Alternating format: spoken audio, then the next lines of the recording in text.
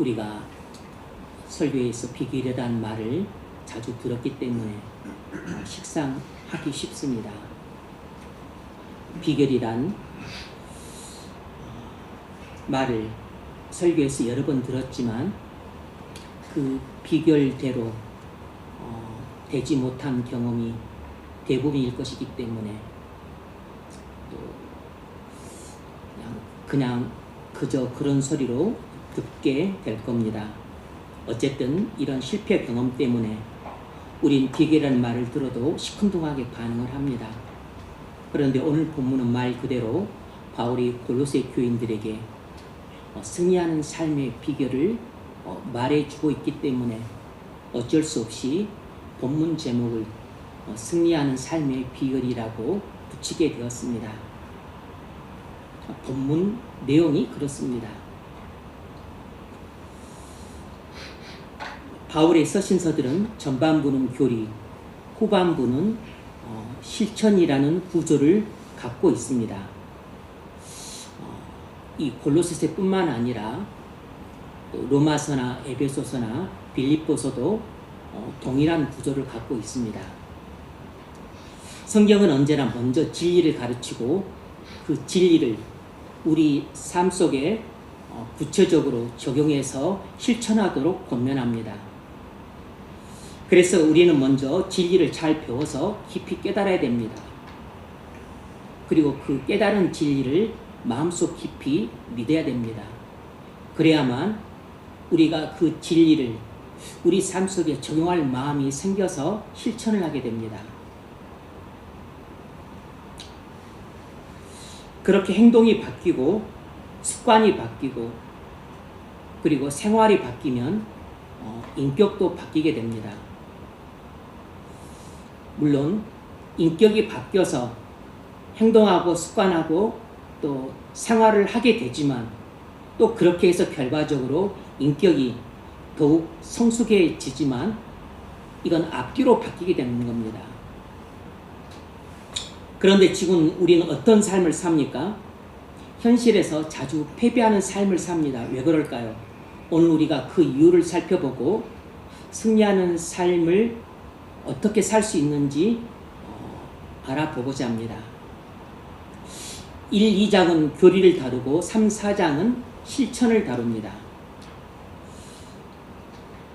골로새서 교회에 이단들의 잘못된 가르침이 퍼졌기에 바울은 먼저 기독론을 중심으로 교리를 말합니다. 이단들의 잘못된 가르침을 책망하고 경고를 해요. 마지막에 영지주의와 율법주의와 신비주의와 금욕주의와 같은 잘못된 가르침들로는 죄를 이길 수 없다고 지적합니다. 2장 23절 이런 것들은 자의적 숭배와 겸손과 몸을 괴롭게 하는 데에는 지혜 있는 모양이나 오직 육체에 따르는 것을 금하는 데는 조금도 유익이 없느니라. 육체에 따르는 것을 금하는 데 유익이 없다는 말은 이런 것들로는 죄를 이길 수 없다는 뜻입니다.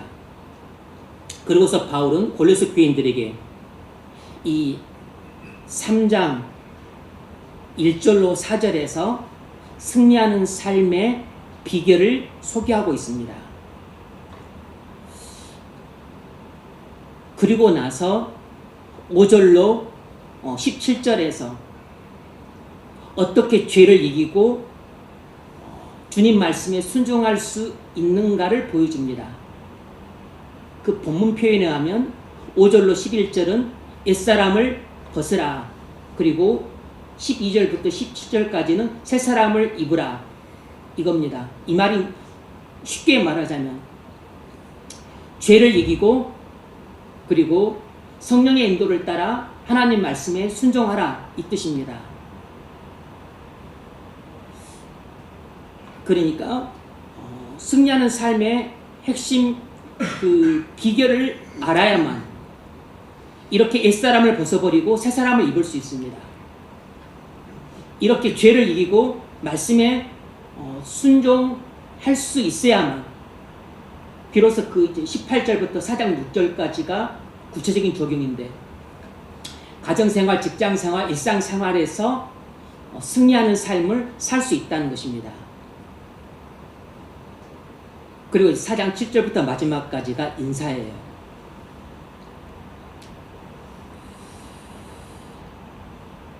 오늘 본문에서 말하는 교리는 이것입니다. 승리하는 삶을 살려면, 승리하는 삶을 사는 비결은 주님을 사모하여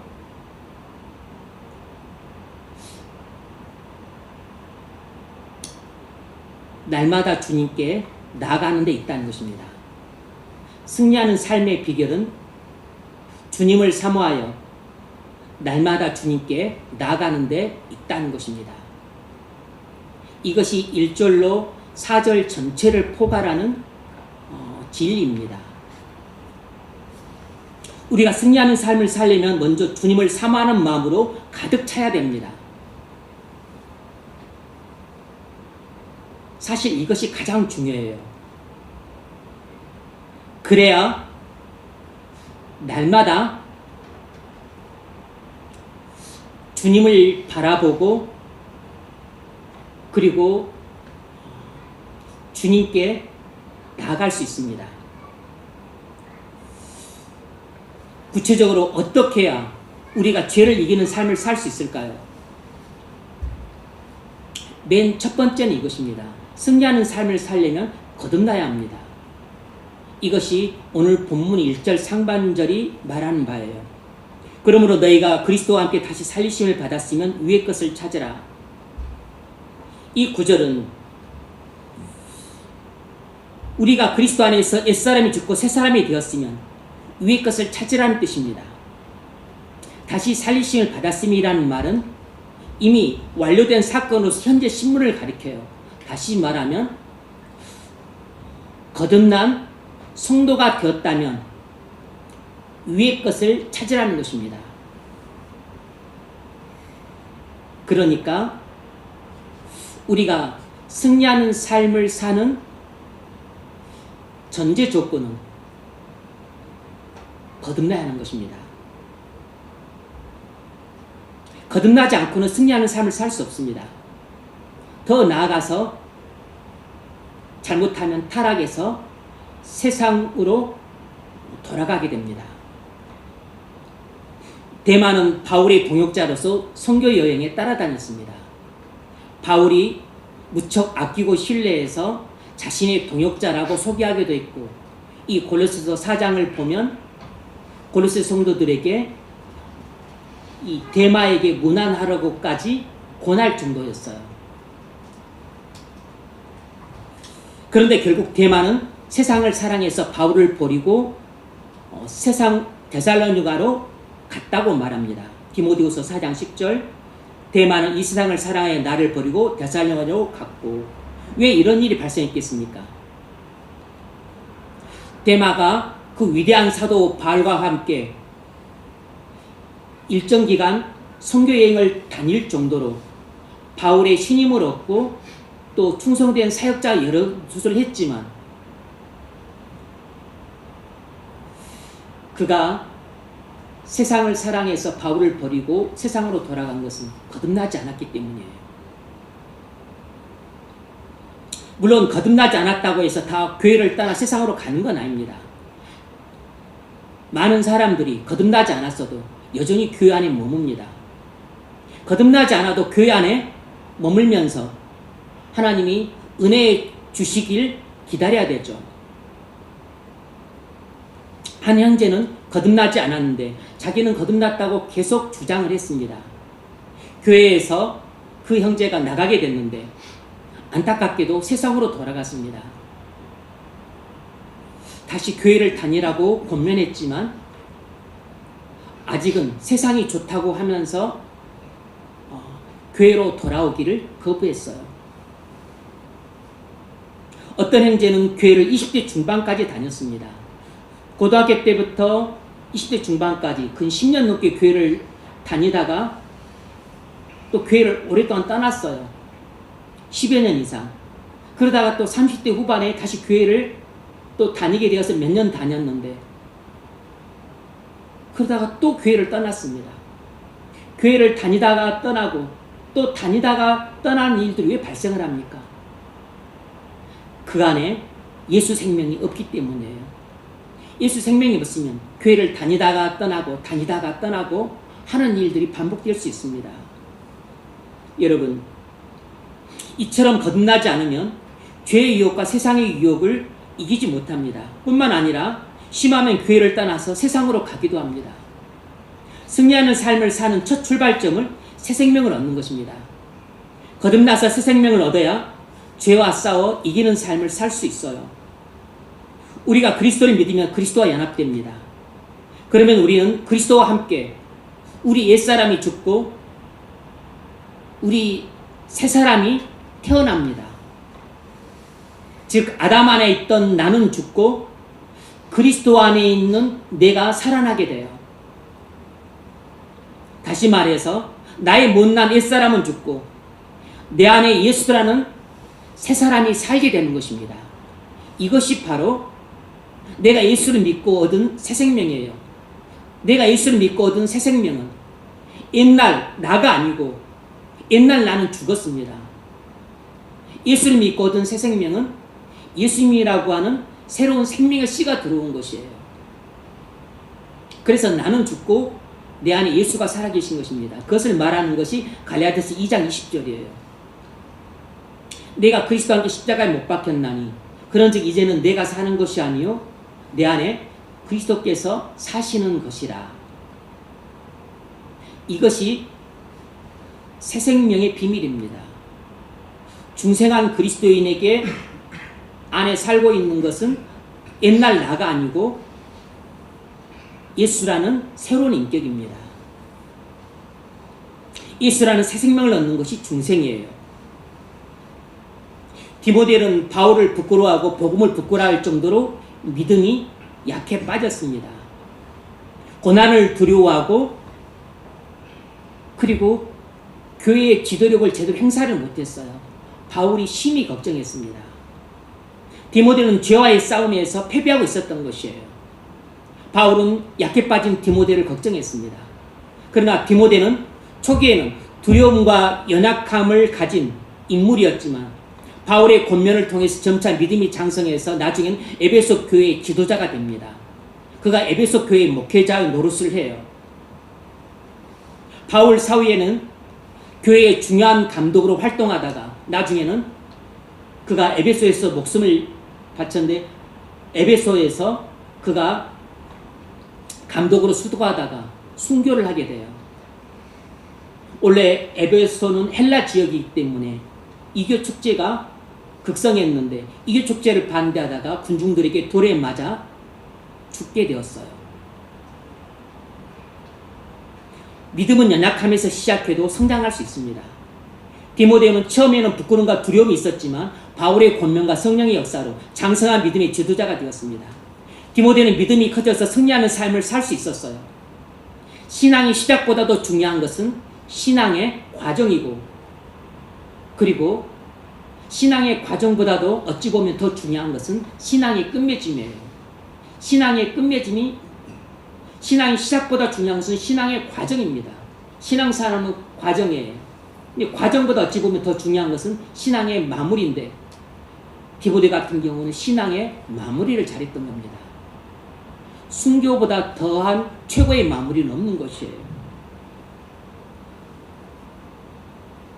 디모데는 데마와 달리 끝까지 복음을 붙들고 순교의 길을 걸었습니다.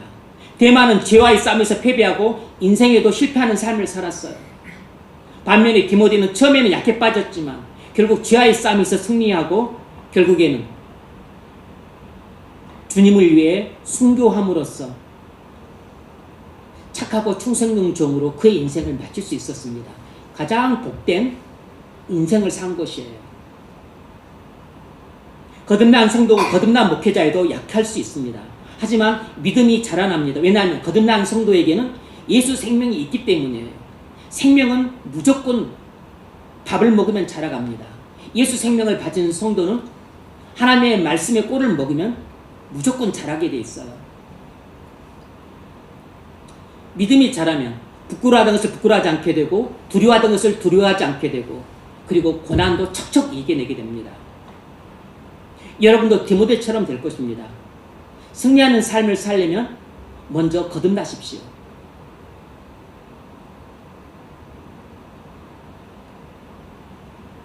거듭나려면 주 예수 그리스도를 믿으십시오. 오늘 이 말씀이 여러분에게 신앙 점검이 아니라 구원의 초청이 되는 말씀이 되기를 바랍니다.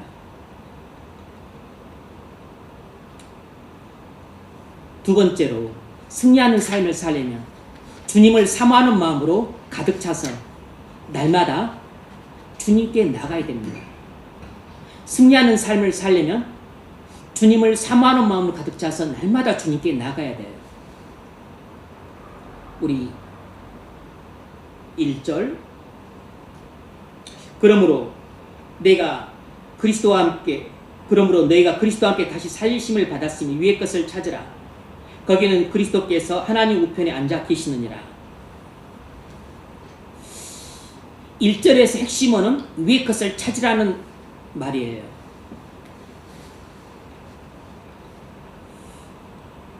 여기에 승리의 비결이 담겨 있습니다. 위의 것을 찾으라. 여기에 승리의 비결이 있어요. 누가 위를 찾습니까? 거듭난 성도들이에요. 거듭나지 않는 성도들은 위를 찾지 않습니다. 여러분이 위를 찾지 않고 위를 생각하지 않다면 거듭나지 않았기 때문이에요. 위라는 게 무엇입니까? 장소 개념이 아니고 주님의 통치 영역을 가리킵니다. 거기는 그리스도께서 하나님 우편에 앉아 계시느니라. 하나님 보좌 우편이란 만왕의 왕이신 주님이 통치하는 영역을 가리켜요. 보좌는 왕으로서의 통치를 상징합니다. 여기서 찾다라는 단어가 대단히 중요해요. 위의 것을 찾아라 했을 때 위라는 단어와 찾다라는 단어가 대단히 중요합니다. 찾다란 계속해서 추구하다 이런 뜻입니다. 갈망하다, 열심히 구하다 이런 뜻이에요. 그러니까 찾다란 결국 이런 뜻입니다. 목표를 삼고 적극적으로 추구하다는 뜻이에요. 찾다란 목표로 삼고 적극적으로 추구하다는 뜻입니다. 찾다라는 말 속에는 중요한 세 가지 뜻이 내포되어 있습니다. 첫 번째는 목표 전환이에요. 목표가 바뀐 것입니다. 그 결과 삶의 방향도 바뀌고 가치관도 바뀐 것이에요. 위의 것을 찾는 사람은 거듭나기 전과 달리 그 사람의 인생의 목표가 바뀌었고 인생의 방향이 바뀌었고 그리고 그 사람의 가치관과 인생관과 세계관이 바뀐 것이에요. 두 번째는 지속적인 추구입니다. 한 번 찾고 끝내는 게 아니고 계속해서 끊임없이 구하는 것을 내포합니다. 세 번째는 우선순위 변화예요. 땅의 것을 우선시하지 않고 하늘의 것을 우선시하는 것입니다. 그러니까 어떤 육체적 욕망을 만족시키거나 세상에서의 성공을 삶의 우선순위로 두지 않고 자기 삶의 우선순위를 주님을 만나는 것에 두는 것입니다. 은혜를 받고 믿음이 자라는 것에 두는 것이에요. 영혼을 구원하고 그리고 하나님 나라를 건설하는데 삶의 우선순위를 두는 것입니다. 이것이 찾다라는 말 속에 내포되어 있는 의미예요. 이 찾다라는 말 속에는 우리 인생의 목표가 바뀌고 그리고 지속적으로 추구하고 그리고 우리 삶의 우선순위가 바뀜으로써 나타난 결과인 겁니다. 그러니까 위의 것을 찾으라는 말이 무슨 뜻이겠습니까? 주님이 하나님 보좌 우편에 앉아 만왕의 왕으로서 온 세상을 통치하심으로 바로 그 주님 만나기를 목표로 삼고 날마다 적극적으로 나아가라는 것입니다. 여러분, 우리가 거듭난 성도가 됐다고 해서 저절로 승리하는 삶을 사는 게 아닙니다. 승리하는 삶이란 결코 쉽지 않아요. 승리하는 삶을 살려면 반드시 주님을 만나기 위해 날마다 끊임없이 주님 앞으로 나가야 됩니다.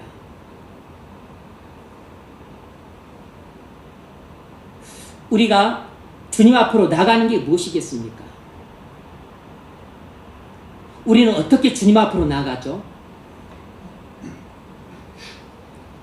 주님 앞으로 나아가는 수단들은 일정 부분 정해져 있습니다. 우리는 예배를 통해서 주님 앞으로 나아가는 것입니다.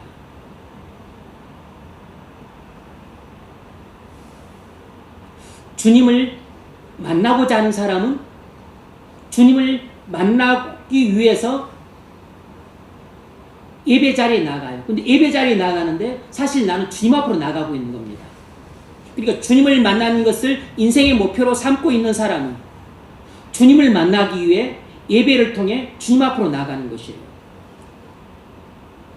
주님을 만나는 것을 삶의 목표로 삼고 있는 사람은 말씀 묵상의 자리로 나갑니다. 말씀 묵상을 통해서 사실상 주님 앞으로 나가고 있는 것이에요. 왜 우리가 기도 자리로 나갑니까? 기도 자체가 중요한 게 아니고 주님을 만나는 것이 중요하기 때문에 주님을 만나기 위해 은혜의 보좌 앞으로 나가는 겁니다. 은혜의 보좌 앞으로 나가지만 실상은 기도를 통해서 주님 앞으로 나가는 것이에요. 그래서 주님을 만나는 것을 목표로 삼는 사람은 주님을 만나기 위해 기도를 통해서 주님 앞으로 나가요. 주님을 만나기 위해서 우리는 회개를 하는 것입니다. 회개 그 자체가 중요한 게 아니고 죄를 회개함을 통해서 주님을 만나기 때문입니다. 회개를 통해서 주님이 주시는 은혜를 받고 주님이 주시는 생명을 얻고 그리고 주님이 부어주시는 성령을 받기 때문이에요. 그래서 주님을 만나고자 하는 인생의 목표를 가진 사람들은 날마다 회개 자리로 나갑니다. 그것은 회개를 통해서 주님을 만날 수 있기 때문이에요. 그래서 회개를 통해서 주님 앞으로 나가는 것입니다. 지금 명하신 주님 말씀에 왜 순종해야 됩니까? 주님 말씀에 순종하는 것을 통해서 주님을 만날 수 있기 때문이에요. 그래서 주님을 만나고자 하는 사람은 주님을 만나기 위해서 지금 주님이 내게 들려주신 성령의 음성에 순종을 하는 것입니다. 이 즉각적인 순종을 통해서 주님을 앞으로 나가는 것이에요. 그래서 즉각적인 순종을 통해서 내가 부지불식간에 주님을 만나게 됩니다. 때로는 내가 주님을 만났다는 사실을 인지하기 같지만 많은 경우는 인지를 못한 채 주님을 만나게 되는 것이에요. 위의 것을 찾으라는 말은 주님을 만나기 위해 이렇게 주님 앞으로 나가는 일을 적극적으로 하라는 것입니다. 그러면 승리하는 삶을 살 수 있다는 것이에요. 이것이 승리하는 삶을 사는 비결입니다. 그런데 이렇게 할 마음이 있어야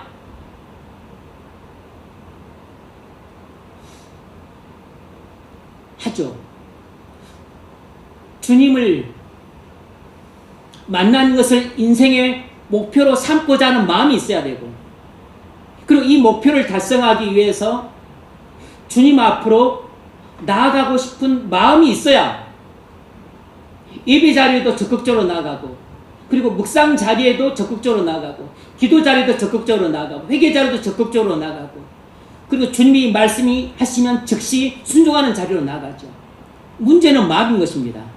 마음이 없으니까 이런 말씀을 들어도 이렇게 살 수 없는 것이에요. 승리하는 삶의 비결을 100번을 가르쳐 보십시오. 우리에게 마음이 안 생기면 도루묵입니다. 아무 소용이 없어요.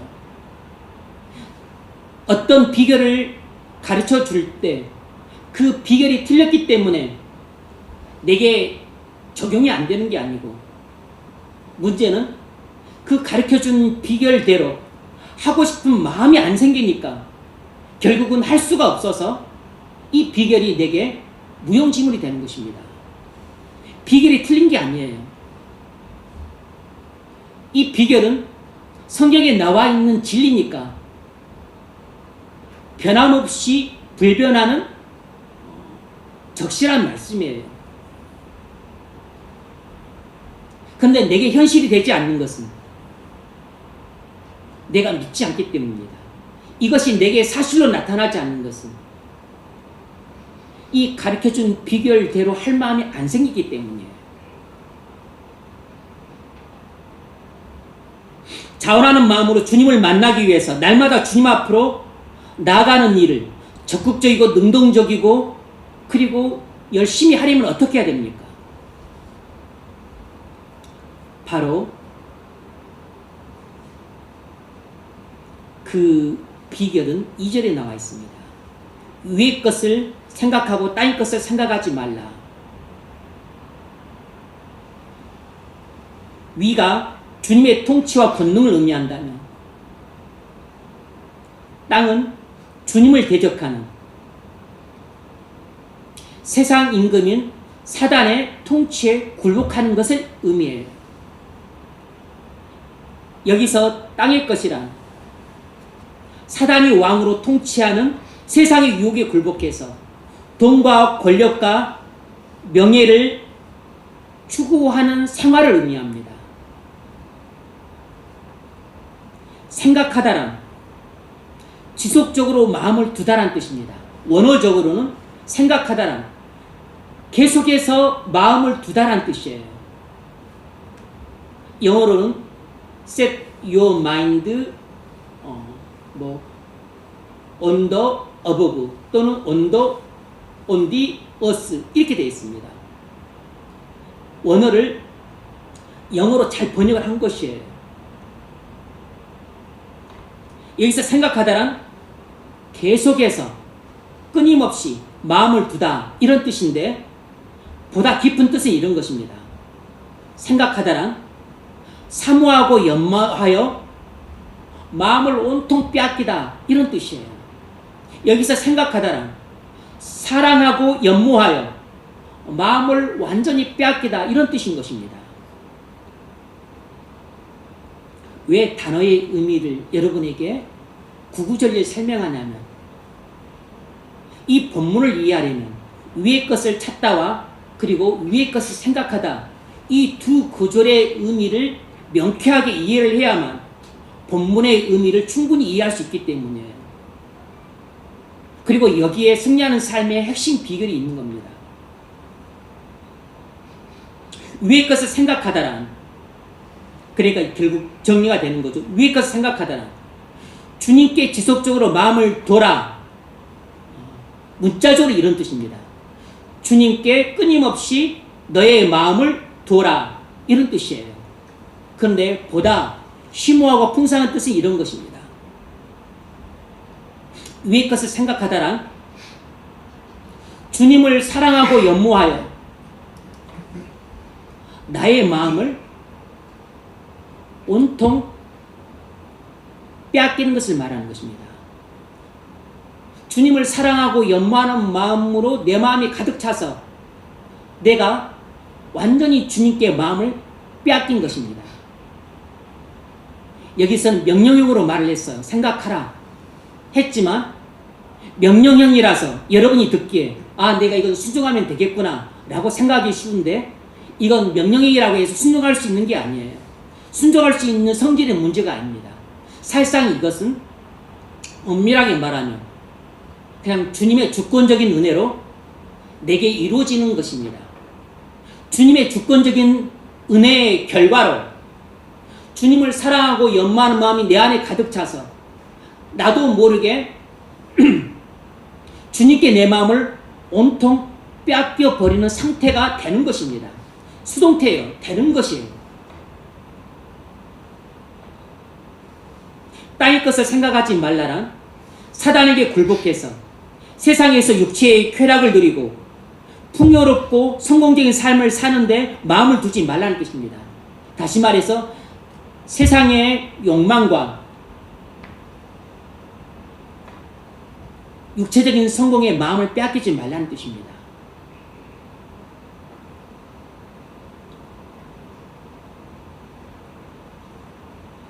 우리가 땅의 것을 생각하게 되면 위의 것을 생각을 못하게 됩니다. 내 마음이 육체의 욕망으로 가득 차고 세상에서의 성공으로 하고자 하는 그런 마음으로 가득 차 있으면 나는 주님을 사랑하고 연마하는 마음이 그 자리에 들어설 여지가 없어요. 혹여 있더라도 비좁게 조금 있고 그 조금 있는 마음도 식어버렸어요. 그러니까 거의 죽음과 다를 바 없는 것입니다. 그런 상태에서는 주님을 찾을 수가 없어요. 위의 것을 찾을 수가 없습니다. 만왕의 왕으로 통치하시는 그 주님께 순종하기 위해서 주님을 만나는 것을 목표로 삼고 날마다 적극적으로 주님께 나아가고자 하는 마음이 생길 수가 없어요. 그러니까 결국 주님을 찾을 수가 없게 되는 겁니다. 주님을 사랑하고 연모하는 마음이 없으면 주님을 만나기 위해서 날마다 주님께 나가지 않게 돼요. 우리 마음속에 주님을 사랑하고 연모하는 마음이 가득 차서 내 마음을 완전히 주님께 빼앗길 때 우리는 환난이 닥치고 어려움이 생겨도 옥탑방에 살고 지층방에 살아도 몸에 병이 들어도 주님을 만나고자 하는 일념으로 만사를 제치고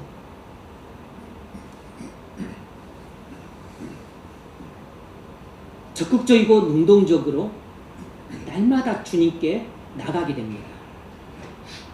그래서 예배를 통해 주님께 나가고 묵상을 통해 주님께 나가고 기도를 통해 주님께 나가는 것이에요. 3절 이는 너희가 죽었고 너희 생명이 그리스도와 함께 하나님 안에 감추어졌습니다. 이 3, 4절은 1, 2절을 좀 보충 설명해 주는 구절이라 할 수 있습니다. 그리스도인의 생명은 지금 이 세상에서는 하나님 안에 감춰져 있습니다. 우리가 주님께로부터 받은 이 새 생명은 너무 아름답고 권능 있고 영광스러운 것이지만 지금은 하나님 안에 감춰져 있어요. 우리 눈에도 잘 안 보이지만 세상의 불신자들 눈에는 전혀 안 보입니다. 일부 제한적으로만 눈이 밝은 성도들에게 좀 드러날 뿐이에요. 그래서 성도라면 어떤 성도의 그런 인품이나 행위를 보고서 아, 저 사람은 성도구나, 거듭난 사람이구나 하는 것을 금방 알지만 세상의 불신자들은 누가 그리스도인지 아닌지 대부분 모릅니다. 왜냐하면 우리 그리스도인 안에 있는 주님이 주신 새 생명이 지금은 이 세상에서는 감춰져 있기 때문이에요. 하나님 안에 감춰져 있기 때문입니다. 일부 제한적으로만 드러나요. 4절 우리 생명이신 그리스도께서 나타나실 그때 너희도 그와 함께 영광 중에 나타나리라. 주님은 우리 생명의 원천이십니다. 그러므로 주님이 이 땅에 다시 오셔서 천국이 완성될 때 그때 비로소 우리 안에 있던 주님이 주신 그 새 생명의 아름다움이 완전히 발화하게 되고 그리고 그 우리가 받은 그 새 생명의 권능이 완전히 드러나게 되고 그리고 우리가 받은 그 새 생명의 영광이 완전히 빛을 발하게 됩니다. 그 전까지 이 세상에서는 우리가 받은 그리스도의 새 생명이 사람들 눈에는 아무런 가치가 없어 보여요. 때로는 우리가 생각하기에 이것이 무슨 가치가 있나 싶을 정도로 우리에게도 잘 감각되지 않을 수 있습니다. 지금 우리 안에 있는 예수의 새 생명은 우리 눈에 보이지 않고 손에 잡히지 않기 때문에 이것이 뭐 그리 대단하냐 싶지만 사실 이것은 우리가 예수 믿고 주님께로부터 받은 최고의 선물이에요. 가장 가치 있는 선물입니다. 주님께로부터 받은 새 생명보다 우리에게 더 소중하고 귀한 것은 없어요. 근데 그것이 언제 진가가 제대로 드러나냐면 주님이 다시 오셔서 이 세상의 모든 죄악이 사라지고 세상도 사라지고 새하늘과 새 땅에 임해서 완전한 천국이 되었을 때 그때 비로소 하나님 안에 감춰졌던 우리의 새 생명의 아름다움이 완전히 드러나게 되어서 이것이 얼마나 아름다운지 그 권능이 완전히 드러나서 이것이 얼마나 권능 있는 것인지 그리고 영광이 완전히 빛을 발하게 됩니다. 그래서 그날에는 우리가 주님과 함께 하나님 보좌 우편에 앉아서 왕노릇을 하는 권능으로 드러나요. 우리가 받은 새 생명의 권능 때문에 우리는 주님과 함께 하나님 보좌 우편에 앉아서 왕으로서 통치하는 권능을 행사를 하게 되는 것입니다. 그런데 지금은 우리가 주님과 함께 하나님 보좌 우편에서 왕노릇을 안 하고 있죠. 그래서 우리가 받은 새 생명의 권능이 일개 떡 한 조각만도 못해 보이는 것입니다. 장관 자리 하나만도 못해 보이는 것이에요. 이 새 생명의 아름다움이라고 하는 것이 나의 잘생긴 외모만도 못해 보이는 것입니다. 이 새 생명의 영광이라고 하는 것이 집 한 채만도 못해 보이는 것이에요. 그러나 지금은 이게 감춰져 있어서 보이지 않고 손에 잡히지 않고 눈에 만질 수도 없지만 그러나 그날에는 우리가 받은 주님께로부터 이 새 생명의 아름다움이 완전히 빛을 발해서 우리의 모습은 주님처럼 아름답게 되고 그리고 우리는 왕으로서 통치하는 권능을 행사하게 되고 그리고 우리 몸은 영화롭게 되어서 영원토록 살게 될 것입니다.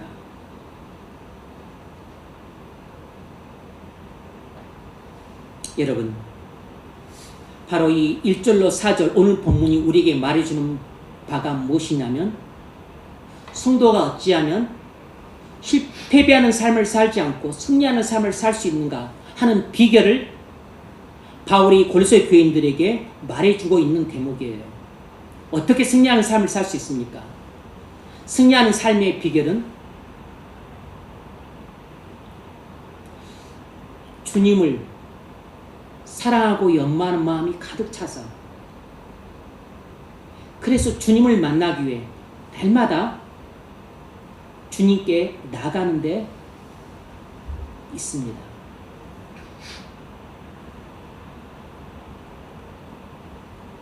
우리가 승리하는 삶을 살려면 주님을 사랑하고 연마하는 마음으로 가득 차야 됩니다. 완전히 우리 마음을 주님께 빼앗겨야 돼요. 주님만 생각하면 마음이 두근두근거리고 연애하는 사람처럼 마음이 주님 만날까 생각하면 마음이 설레고 그리고 주님과 손을 잡고 길을 걸어가는 것처럼 그렇게 연애하는 마음으로 주님만 생각하면 늘 마음이 기대로 부풀어 오르는 것입니다. 그것이 주님께 완전히 마음을 빼앗긴 상태예요. 우리 마음이 그렇게 주님께 완전히 마음을 빼앗긴 상태가 되면 주님을 찾는 것은 여반장입니다. 손을 뒤지는 것처럼 쉬워요. 그렇게 우리가 주님 마음을 빼앗긴 상태가 되면 우리는 주님을 만나는 것이 우리 하루 일과의 목표, 한 주, 한 달, 1년의 목표, 우리의 삶의 최고의 목표가 되어요. 그래서 내 삶의 하루 일과에 가장 우선순위의 첫 번째에 놓이게 됩니다. 그래서 나는 주님을 만나기 위해 저녁에 일찍 잠들에 들고 그리고 새벽에 일찍 그리고 벌떡 일어나는 것입니다. 왜냐하면 내 삶의 목표가 주님을 만나는 것이고 내 하루의 일과의 목표가 주님을 만나는 것이기 때문에 주님을 만나기 위해 나는 사는 것이에요. 그래서 주님을 만나기 위해 나의 모든 일과가 다 조정이 됩니다. 나의 모든 일과가 주님을 만나는 이 첫 번째 삶의 우선순위를 두고서 나의 모든 하루가 세팅이 되는 것이에요. 밥 먹는 것도, 그리고 학교 다니는 것도, 직장 일하는 것도, 사람들과의 만남도 다 세팅이 되는 것입니다. 그래서 내가 주님을 만나기 위해서 내가 정해진 일과를 따라서 주님을 만나기 위해 정해진 계획을 따라 예배에 참석하는 것이에요. 그리고 정해진 계획을 따라 새벽에 말씀 묵상자로 가는 것입니다. 정해진 일과를 따라 새벽에 은혜의 보좌 앞으로 나가는 것이에요. 그리고 기도를 하는 것입니다.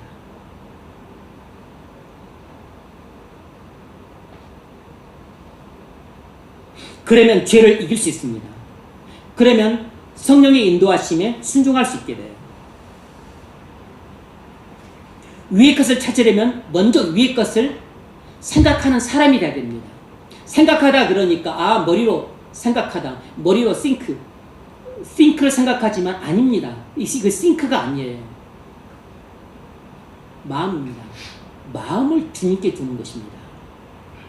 이 말은 마음을 주님께 빼앗기는 것이에요. 주님을 사랑하고 연모하는 마음으로 내 마음이 가득 채워지는 상태를 말하는 것입니다. think가 아니에요. 그런 의미에서 승리하는 삶의 핵심 비결은 바로 위의 것을 생각하는 데 있습니다. 승리하는 삶의 핵심 비결은 위의 것을 찾는 데 있는 것이 아니고 위의 것을 생각하는 데 있어요. 우리 마음이 주님을 사랑하고 연모하는 마음으로 가득 채워질 때 비로소 우리는 주님을 만나기 위해서 주님께 나가게 됩니다. 그러니까 우리가 승리하는 삶을 사는 핵심 비결은 우리 마음이 주님을 사랑하고 연모하는 마음으로 가득 채워져서 우리 마음을 완전히 주님께 빼앗기는 데 있는 것입니다. 그렇게 되면 우리는 주님을 만나는 것을 목표로 삼고 그리고 날마다 주님께 나가는 일을 비교적 수월하게 하게 돼요. 왜냐하면 마음이 있는 곳에 길이 있기 때문입니다. 마음이 있으면 행동을 하기 때문이에요. 행동을 하라고 해도 하지 않는 이유는 마음이 없기 때문입니다. 행동을 하지 말라고 해도 행동을 하는 것은 마음이 있기 때문이에요.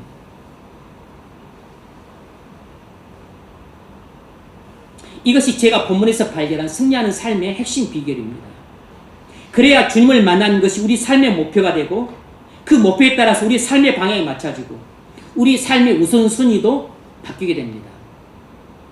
그래서 삶의 목표가 이렇게 세팅이 되면 모든 계획도 그에 따라 세팅이 되고 그리고 우리의 실천 사항들도 세팅이 되는 것이에요.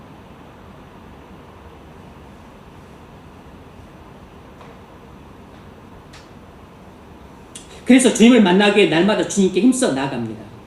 주님을 만나고자 하는 열망으로 밤낮으로 쉬지 않고 주님께 계속 나가다 보니까 어떻게 되는 거죠? 새벽만 나가는 게 아니에요. 물론 말씀 묵상과 기도 같은 경우는 정한 시간 하겠지만 근데 실은 걸어가면서도 주님과 함께 대화를 나누기 때문에 걸어가면서도 계속 주님과 함께 나가고 있는 겁니다. 공부를 하면서도 시시각각으로 주님과 대화를 나눠요. 일을 하면서도 설거지를 하면서도 밥을 차리면서도 청소를 하면서도 주님과 얼마든지 대화를 나눌 수 있어요. 그리고 주님을 바라보고 그리고 주님을 앙모하고 그리고 주님께 흐느끼고 하는 일을 할 수 있습니다. 그래서 결국은 주님과 동행하는 삶이 되는 것입니다. 이렇게 되면 주님을 만나는 일이 꼭 예배 자리에서만 묵상 자리에서만 되는 게 아니고 청소하다가도 주님의 음성을 듣게 돼요. 주님을 만난 거죠. 길을 걸어가면서도 성령의 음성을 듣게 됩니다. 주님을 만나는 거죠. 근데 길을 걸어가면서도 주님을 만나게 되고 피곤해서 전철에서 붙잡고 가면서도 전철 안에서도 주님을 만나게 됩니다.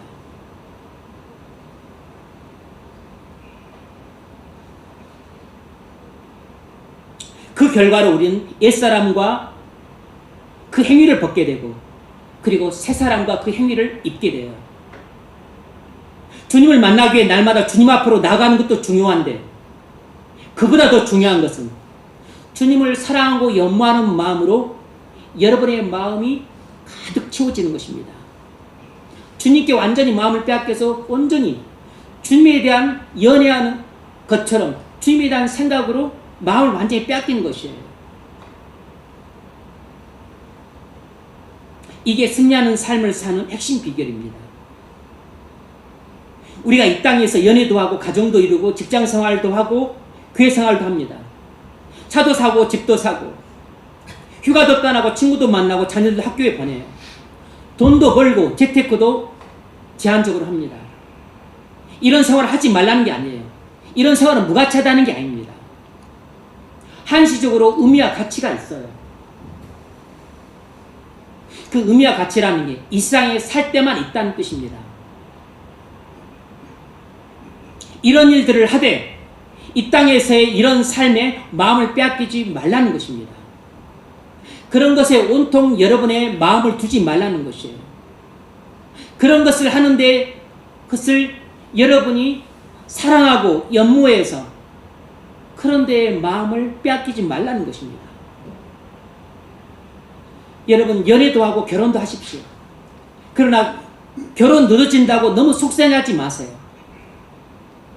좋은 직장 다니십시오. 그러나 원하는 직장 못 다닌다고 해서 마음이 위축될 필요 없습니다. 집도 사고 차도 사세요. 그러나 못 산다고 해서 주눅들 필요 없습니다. 자녀들 학교 보내세요. 그러나 명문대 보내려고 안달하지 마세요. 못 보냈다고 속상해하지 마세요. 그럴 필요가 없습니다. 왜냐하면 이런 땅의 것보다 위의 것이 훨씬 더 중요하기 때문에 우리의 육체의 욕망을 만족시키고 세상에서 성공하는 것보다 훨씬 더 무한히 중요한 것은 주님을 만나는 것이기 때문입니다. 주님께 은혜를 받고 평강을 누리는 것이기 때문에 우리가 거듭나서 새 생명을 얻는 것이 좋은 학교 다니고 좋은 직장 다니는 것보다 무한히 중요합니다. 은혜를 받아서 믿음이 자라고 그리고 주님의 착하고 충성된 종이 되는 것이 세상에서 성공하고 출세하는 사람이 되는 것보다 무한히 중요합니다. 우리 곧 하나님의 보좌 우편에 앉아 계신 주님 앞으로 갑니다. 그때 땅에 속한 것들이 우리에게 무슨 도움이 되겠어요? 여러분이 죽어서 주님 앞으로 갔는데 여러분이 좋은 학교 다닌 것이 좋은 직장 다녔던 것이 많은 돈을 벌어서 예금에 저축해 뒀던 것이 내 영모가 뛰어나고 아름다운 것이 그것이 무슨 쓸모가 있겠어요? 아무짝에도 쓸모없습니다. 이 땅에서만 한시적으로 의미가 있을 뿐인 것이에요. 이 땅에서 잠깐 살 때만 그것도 주님을 위해서만 가치가 있을 뿐이에요. 나라가 중요합니다. 그래서 정치도 중요하고 경제도 중요해요. 위정자들이 하나님의 뜻에 따라 공평과 정의로 정치할 수 있도록 투표를 잘 하십시오. 투표를 잘못해서 엉터리 대통령이 뽑히면 나라가 흔들리고 망하고 우리도 고생합니다. 위정자들 잘못 보면 나라 전체가 흔들리고 선진국 후진국으로 추락하는 한순간이에요. 아르헨티나를 보십시오. 필리핀을 보세요. 터키를 보십시오. 나라의 정치, 경제, 문화 모든 것이 우리 신앙사에 큰 영향을 미칩니다. 그러나 위정자가 정치 잘못해서 나라가 혼란스러워질지라도 너무 낙심할 필요 없습니다. 저는 대학교 시절 군부독재 전두환의 그 통치를 보면서 하숙집에서 밤에 잠을 못 잤어요. 너무 분해서 비분관계에서 자살할 정도는 아니었지만 너무 비분관계를 했습니다. 나라가 왜 이 모양 이 꼴인가?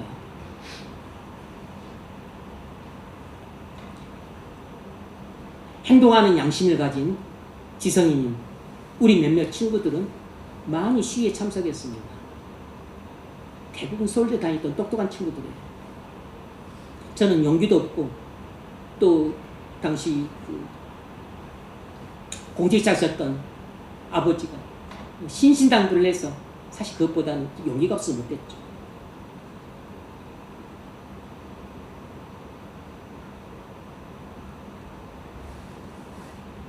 그런데 그리스도인이 되고 나서 마음이 바뀌었습니다. 물론 당장 우리와 우리 자손들이 고생을 하겠지만 이 또한 지나갑니다. 이 또한 지나가리라. 만왕의 왕이신 주님이 하늘 보좌에서 온 세상을 통치하고 계십니다. 그래서 우리 가정이 잘못되고 우리 교회가 잘못되고 우리 나라가 잘못되면 낙심하지 말고 만왕의 왕이신 주님이 지금도 우리 가정을 통치하시고 우리 직장을 통치하시고 우리 교회를 통치하시고 우리 나라 온 세상을 통치하신다는 사실을 염두에 두고 그렇게 비분간개하는 마음이 들면 주님 앞으로 나가십시오. 필요하면 휴가나 해외여행도 가십시오. 그러나 휴가나 해외여행을 못 간다고 해서 우려하지 마세요. 그런 것은 가도 그만 안 가도 그만입니다. 우리 인생이 보탬이 되는 것도 아니고 해가 되는 것도 아니에요. 우리에겐 영원한 휴가가 있습니다. 우리에겐 영원한 해외여행이 있어요. 우리에겐 영원한 안식이 있습니다. 그 영원한 휴가와 해외여행과 안식이 지금은 이 죄악된 세상에 감춰져 있어 눈에 안 보일 뿐이에요. 천국에서는 영원한 휴가와 여행과 안식이 눈에 보이고 손에 잡히고 감각으로 완전 충만하게 느껴지는 곳입니다. 지금 우리가 이 땅에 산다고 해서 이 땅에서 쾌락과 안락과 풍요만을 좇으며 사는데 마음을 빼앗기지 않도록 조심하십시오. 이 세상에서 성공하는데 목표를 두고 방향을 정하고 우선순위를 두고 사는 게 땅의 것을 생각하는 것입니다. 그런 사람 마음속에는 주님을 사모하는 마음이 깃들 수가 없어요. 그러면 자인이 죄의 유혹에 넘어지게 되고 말씀에 불순종하게 됩니다. 패배하는 삶을 살게 되죠. 패배하는 삶의 원인은 바로 여러분 마음에 있습니다. 여러분 마음이 주님을 사랑하고 연마하는 마음으로 가득 채워지지 않고 오히려 죄를 사랑하는 마음으로 가득 채워져 있기 때문입니다. 나의 육체적 욕정을 만족시키는 것으로 가득 채워져 있고 세상의 즐거움을 추구하는 마음으로 가득 채워져 있고 세상에서 안락하고 풍요로운 삶을 살고자 하는 마음으로 가득 채워져 있기 때문이에요. 그래서 아무리 주님을 만나기 위해 주님께 나가라고 외쳐도 주님을 만나고자 하는 삶의 목표가 없고 주님께 나가고자 하는 마음이 없으니까 이것이 허공에 대고 외치는 음성에 불과한 것입니다. 돌아오지 않는 메아리예요. 내게 그럴 마음이 없는 것입니다. 마음을 온통 빼앗기면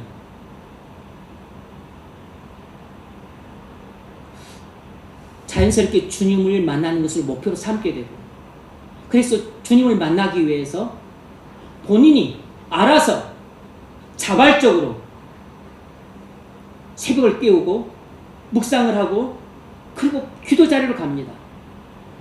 마음이 없으면 아무리 그렇게 하라고 권면을 해도 주님을 만나는 것을 내 삶의 목표로 삼지를 않아요.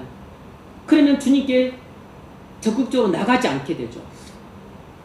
마음이 있어야 목표를 삼고 그리고 주님께 나가는 행동도 하게 됩니다.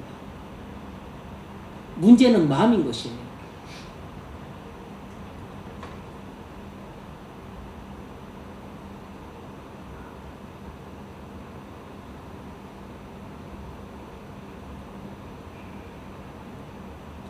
죄를 기뻐하는 마음, 안목의 정욕을 만족시켜서 즐거워하는 마음, 육체의 정욕을 만족시켜서 즐거워하는 마음, 뭘 보는 것을 즐거워하는 마음, 먹는 것을 즐거워하는 마음, 내 욕망을 만족시키는 것을 즐거워하는 마음, 그리고 죄 짓는데 중독이 된 사람들, 이런 상태에서는 주님을 만나는 것이 내 삶의 목표가 아니에요. 내 하루 일과의 목표가 아닙니다. 목표가 아니니까 주로 내가 바라고 원하는 그 욕망에 맞춰서 내 계획이 세팅되어 있고, 많은 경우는 계획도 없어요. 그리고 내 삶이 그냥 정해지게 되어 있습니다. 사실상 목표가 없으면 죄를 즐거워하는 마음이 가득 차 있으면 사실상 목표도 없고 계획도 없습니다. 세팅된 게 없어요. 그래서 그냥 주일 예배도 나왔다 안 나왔다 하는 것이고, 뭐 수요 예배, 주중 예배도 나왔다 안 나왔다 하는 것입니다. 묵상도 했다가 안 했다가 그냥 자기 마음대로 해요. 목표가, 마음이 없으면 목표가 없고, 목표가 없으면 아무것도 정해진 게 없어요.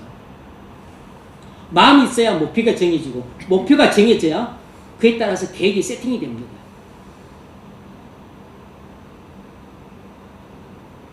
주님을 사모하는 마음이 없고 내가 혼자서 즐거워하는, 죄를 즐거워하는 마음이 내 안에 가득 차 있으면, 그러면 나는 자연히 죄의 유혹에 넘어가게 됩니다.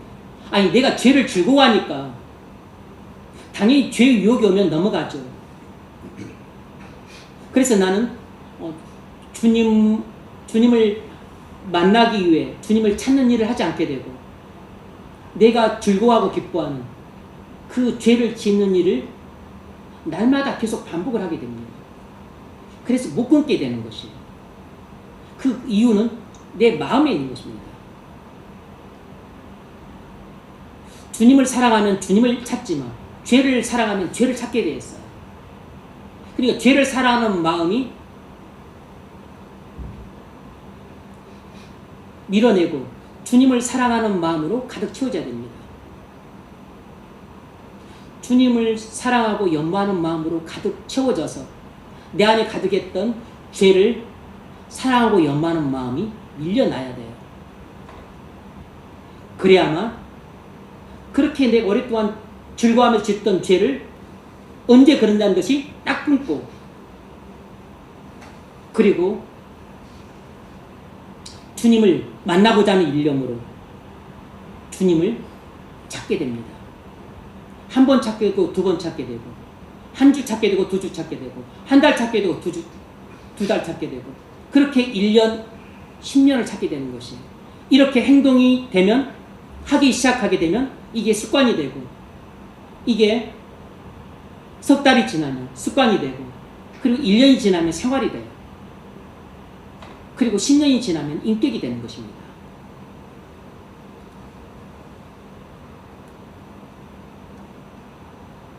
왜 우리가 자꾸 패배하는 삶을 살까요? 패배하는 삶의 원인은 우리 마음에 있습니다.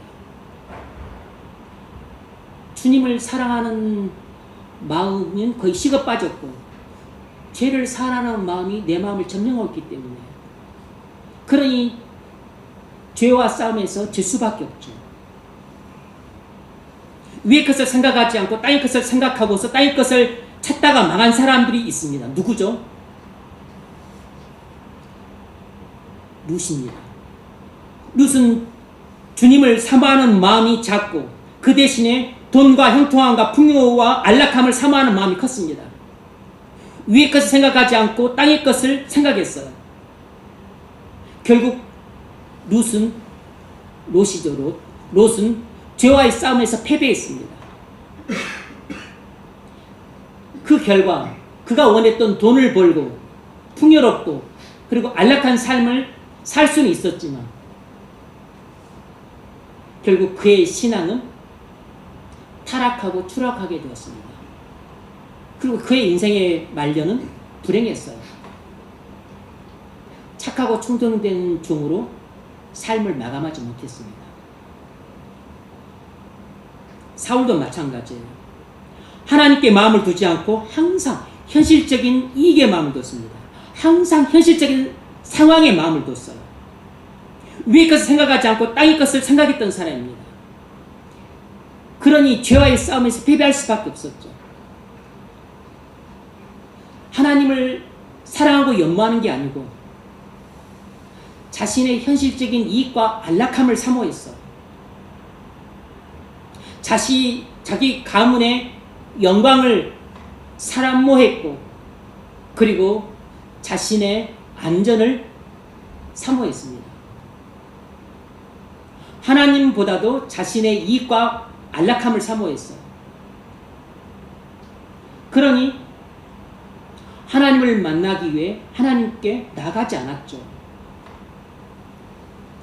그러니 숱한 죄와의 싸움에서 패배를 했습니다. 결국 그는 악하고 게으른 종으로 인생을 마감하게 돼요. 여러분, 우리 마음이 온통 주님에 대한 생각으로 가득 찰 때,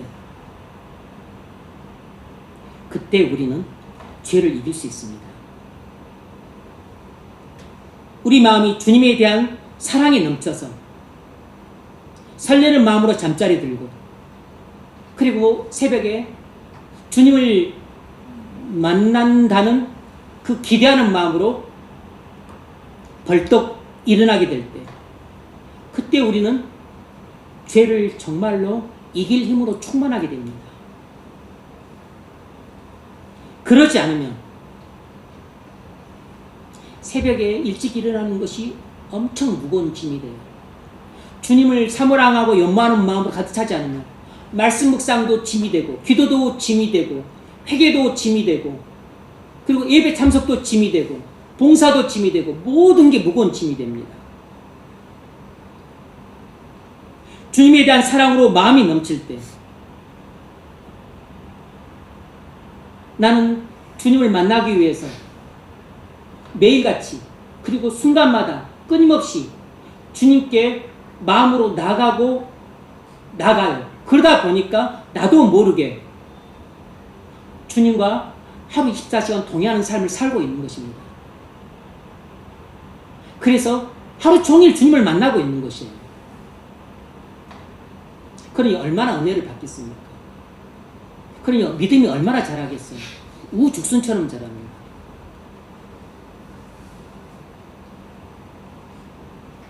주님을 사모하고 열망하여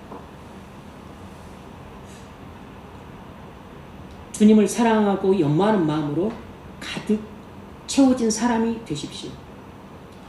완전히 주님에 대한 생각으로 온통 가득 찬 사람이 되시기를 바랍니다. 이것이 가장 주님께로부터 받을 수 있는 큰 복이에요. 이것이 하나님께서 죄인들에게 주시는 가장 큰 은총입니다. 이거보다 더 큰 은혜가 없어요. 그러면 자연히 주님을 만나고자 하는 일념으로 주님께 적극적이고 능동적으로 열심히 나가게 됩니다. 이것이 죄와의 싸움에서 승리할 수 있는 비결입니다. 그럴 때 우리는 죄를 이길 수 있어요. 5절을 보면 땅에 있는 지체를 죽이라. 음란과 부정과 사욕과 악한 정욕과 탐심은 곧 우상 숭배니라 그랬습니다. 음란은 성적인 범죄고, 부정은 도덕적인 범죄고, 사욕은 이기적인 욕심이에요. 악한 정욕은 악하고 더러운 우리의 욕망을 말합니다. 탐심은 물질에 대한 과도한 욕심이에요. 우리가 이런 것도 이길 수 있을까요? 천만에 이건 이길 수 없습니다. 우리가 영을 써도 이길 수 없어요. 발버둥 쳐도 이길 수 없습니다. 이기려고 애를 쓸수록 오히려 점점 죄의 늪에 빠지게 됩니다.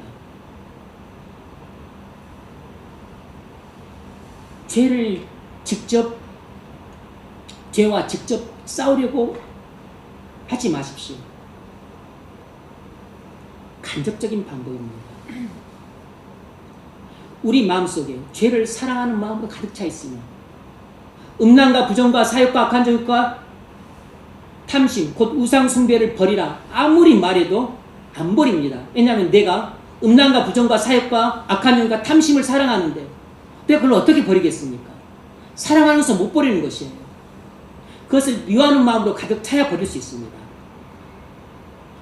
주님을 사랑하고 연모하는 마음으로 가득 차야, 그래야 죄를 미워하는 마음으로 가득 차게 되고, 죄를 미워하고 혐오하는 마음으로 가득 차야 음란과 부정과 사욕과 악한 정욕과 탐심을 버리라고 할 때 이 가증스러운 것을 내가 버릴 수 있게 됩니다. 마음이 있어야 버리는 것이에요.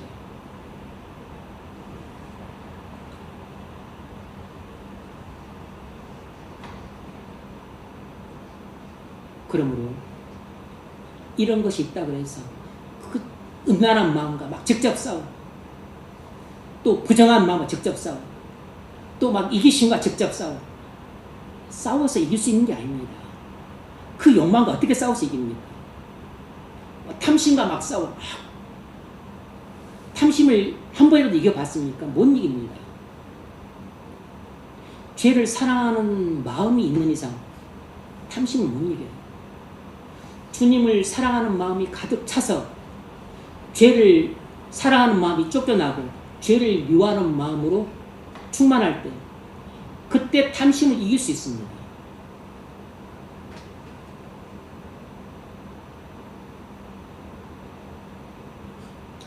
그래야만 죄와 싸워 승리하는 삶을 살 수 있습니다. 이렇게 주님 말씀에 순종할 수 있게 돼요. 그래야 가정생활을 충성할 수 있고, 직장생활에 충성할 수 있고, 그리고 일상생활에서도 충성할 수 있어요. 모든 나의 일상생활을 충성스럽게 영위해 갈 수 있습니다. 그러면 어떻게 주님을 사랑하는 마음으로 가득 채울 수 있을까요? 어떻게 내 마음을 완전히 주님에 대한 생각으로 가득 채워지게 할 수 있을까요? 우리 스스로 힘으로는 못합니다. 주님이 주권적으로 역사하셔서 은혜를 주실 때만 가능해요.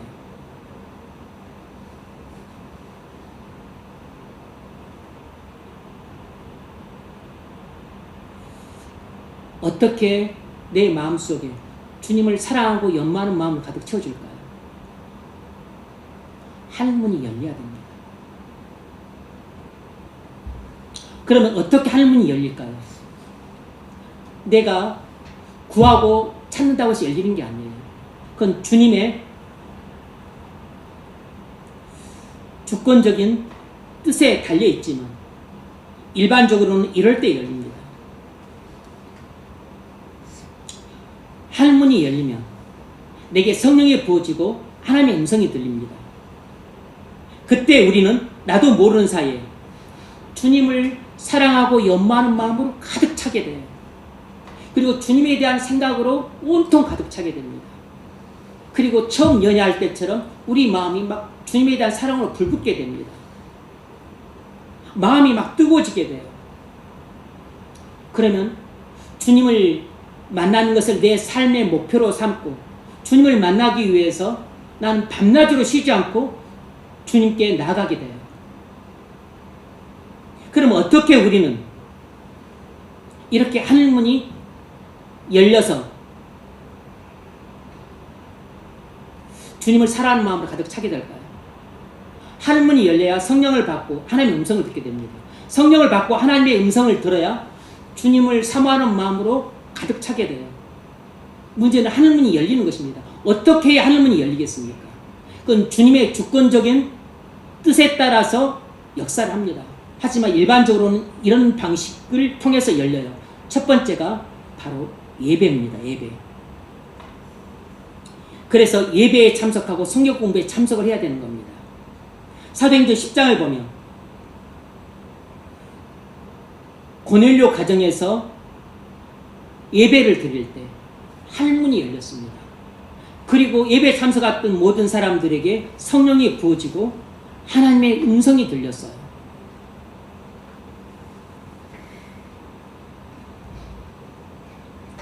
그러므로 예배를 싶어보지 마십시오. 100년 동안 예배를 통해서 아무런 일이 일어나지 않았을지라도 오늘 하늘문이 열릴 수 있는 것입니다. 100년 동안 열리지 않았던 것은 현실이에요. 진리가 이것은 아무것도 아니네 하지만 100년이든 1000년이든 한 번이라도 그 일이 일어나면 진리는 영원 불변한 하나님 말씀인 것이에요. 두 번째는 말씀 묵상할 때 하늘문이 열립니다. 그래서 성령을 받게 되고 하나님의 음성이 들려요. 계시록 1장 9절로 10절을 보게 되면 사도 요한이 반모섬에서 주일에 말씀을 묵상할 때 하늘문이 열렸습니다. 그래서 성령의 감동을 받고 하늘의 음성을 들었어요. 이렇게 말씀을 묵상할 때 하늘문이 열립니다. 시편 119편 97절로 105절을 보더라도 이 시편 기자가 하루 종일 말씀을 묵상합니다. 그러니까 하늘문이 열렸어요. 그 결과 이 시인이 지혜와 총명과 명철을 받게 돼요. 죄를 미워하는 마음을 받게 됩니다. 말씀을 순종하는 마음을 받게 돼요. 그리고 말씀을 송이꿀처럼 달게 여기고 즐거워하는 마음을 받게 됩니다. 그래서 마침내 하나님 말씀이 자기 발에 등불이 되고 자기 걸어가는 인생길에 빛이 되는 경험을 하게 돼요. 말씀 묵상할 때 하늘문이 열리며 이런 성령을 받게도 하나님의 음성을 듣게 되면서 주님을 사랑하고 연마하는 마음으로 가득 차게 되는 겁니다. 제가 청년 시절에 말씀을 묵상할 때 일주일 내내 하늘문이 열렸습니다. 성령이 부어지고 그리고 하나님의 음성이 들렸습니다. 하나님께서 말씀을 묵상하고 있는데 감싸주시는 것처럼 안아주세요. 너무 감격해서 눈물이 저절로 나고 그리고 마치 잔에 그 물이 넘쳐 흐르는 것처럼 성령의 부으심이 넘쳐 흐르는 그런 느낌을 일주일 내내 받았습니다.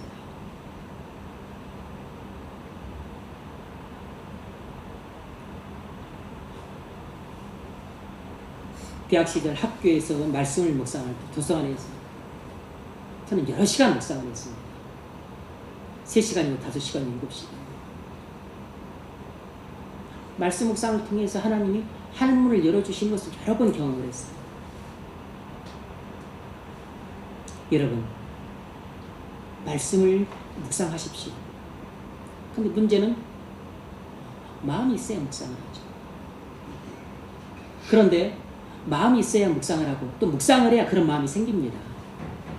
어쨌든 간에 하나님이 주권적으로 은혜를 주셔야 묵상할 마음이 조금이라도 생겨요. 근데 묵상할 마음이 생겼을 때 그때 즉시 순종을 하십시오. 즉시 순종을 해서 묵상을 하게 되면 그때 은혜를 받게 됩니다. 은혜를 받게 되면 정말로 말씀을 묵상하고자 하는 마음이 더 뜨겁게 불타오르게 돼요. 그렇게 되면 내가 이번 한 주간 말씀 묵상할 힘을 얻게 돼요. 또 그렇게 해서 은혜를 받게 되면 한 달 묵상할 힘을 얻게 됩니다. 그렇게 해서 은혜를 받게 되면 나는 그렇게 계획 세우지 않았지만 1년 내내 말씀을 빼놓지 않고 묵상을 하게 돼요. 그러니까 무엇이 먼저 나고 그것을 따질 필요 없이 말씀을 묵상하세요 라고 말할 때 지금 즉시 순종하는 마음으로 딱 묵상을 하게 되면 그때 하나님 은혜를 주셔서 묵상할 마음을 여러분이 심어주십니다. 그리고 주님을 사랑하고 연모하는 마음을 여러분 안에 많이 부어주시든 조금이 부어주시든 주세요. 그러면 묵상할 힘을 얻게 됩니다. 세 번째는 기도할 때 하늘문이 열려요. 그래서 주님을 사모하는 마음으로 가득 차게 됩니다. 사도행전 10장을 보게 되면 베드로가 기도할 때 하늘문이 열렸어요. 그래서 성령을 받게 되고 하나님의 음성을 듣게 됩니다. 주님을 사랑하는 마음이 더욱 충만하게 됐겠죠. 그래서 이방인한테는 안 간다고 고집 부렸다가 즉시 순종하게 됩니다. 그래서 이방인 고넬료 집에 가게 돼요. 주님을 사랑하는 마음이 생기니까 즉시 순종을 하게 되는 겁니다. 여러분이 왜 자꾸 불순종하고 고집을 부리고 그리고 폐역한 짓을 하신지 아십니까? 주님을 사랑하는 마음이 식어졌기 때문입니다.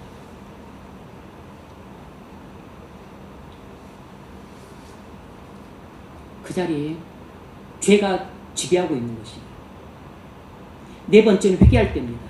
다니엘서를 보면 다니엘이 자기 조상들의 죄악을 깨닫고 회개를 하게 됩니다. 그렇게 금식하며 회개할 때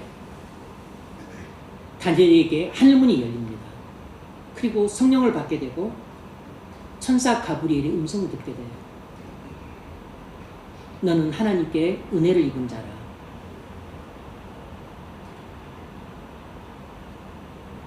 그러니 다니엘 마음에 주님을 사랑하고 연마하는 마음이 얼마나 더욱 충만해졌겠습니까? 그러니 죄를 이기고 주님 말씀에 순종한 거룩한 삶을 더욱 정진할 수 있었던 거죠. 주님이 지금 하라고 명하신 일을 순종할 때 하늘문이 열립니다. 사도행전 16장을 보면 바울과 실라가 빌립보 감옥에서 기도하고 찬송하라는 성령의 감동을 받아서 그 밤중에 기도하고 찬송을 합니다. 막 죄수들이 화내고 막 성질내지 않겠어요? 시끄럽다고. 근데 죄수들이 다 들어요. 그런데 기도하고 찬송할 때 놀랍게도 하늘문이 열리면서 지진이 일어납니다. 그래서 감옥문이 열리게 돼요. 그렇게 해서 빌립보 감옥의 간수와 그 가족들이 구원받는 일이 일어나게 됩니다.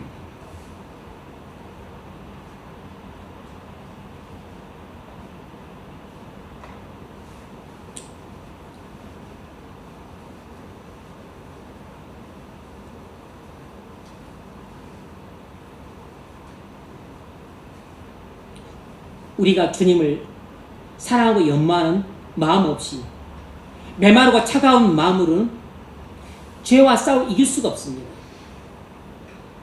차갑고 메마른 마음으로는 아무리 위의 것을 찾으라고 외쳐도 그것은 허공에 대고 외치는 것 같아요. 아무런 감동도 반응도 없습니다.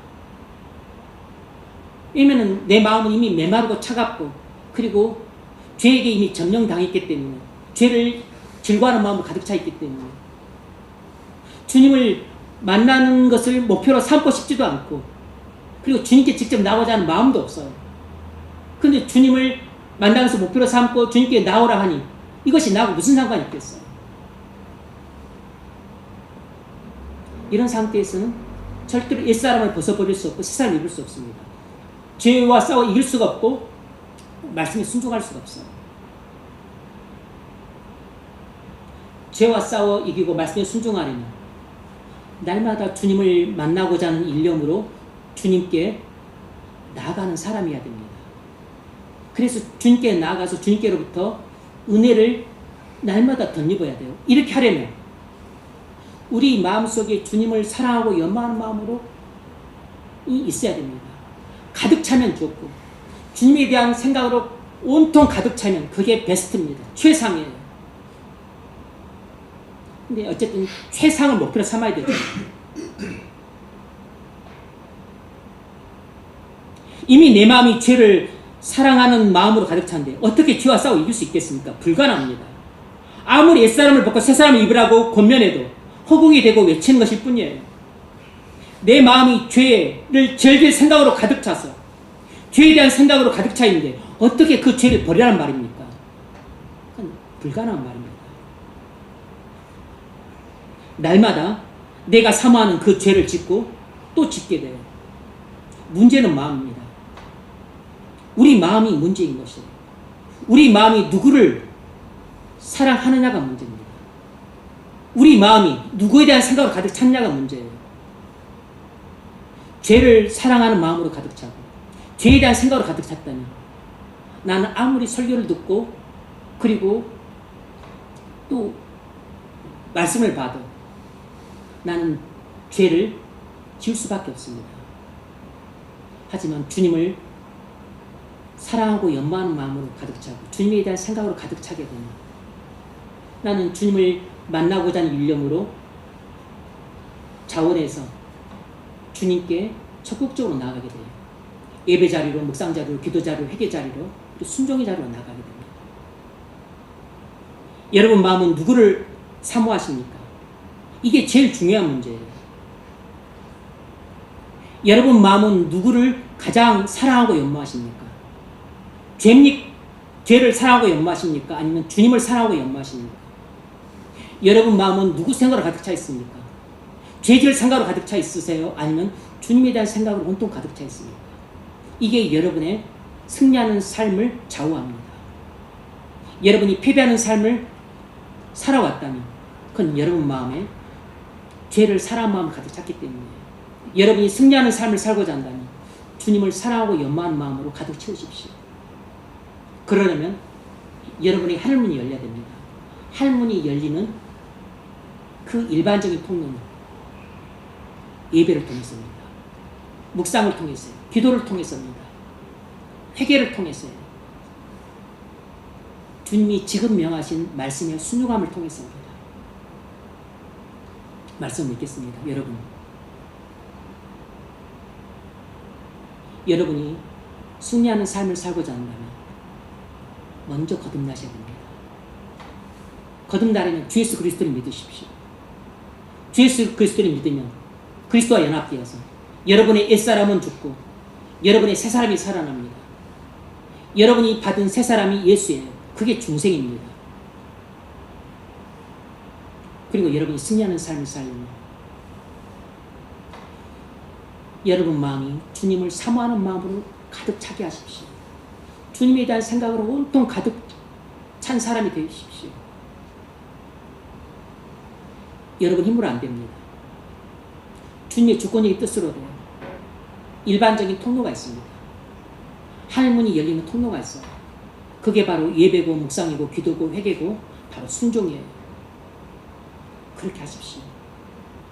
그러면 안 낫는 병도 낫습니다.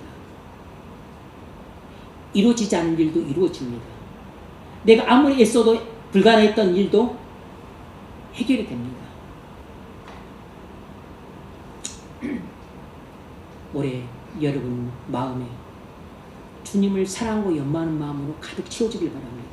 온통 주님에 대한 생각으로 우리의 마음이 가득 채워지는 한 해가 되기를 주의 이름으로 축원합니다.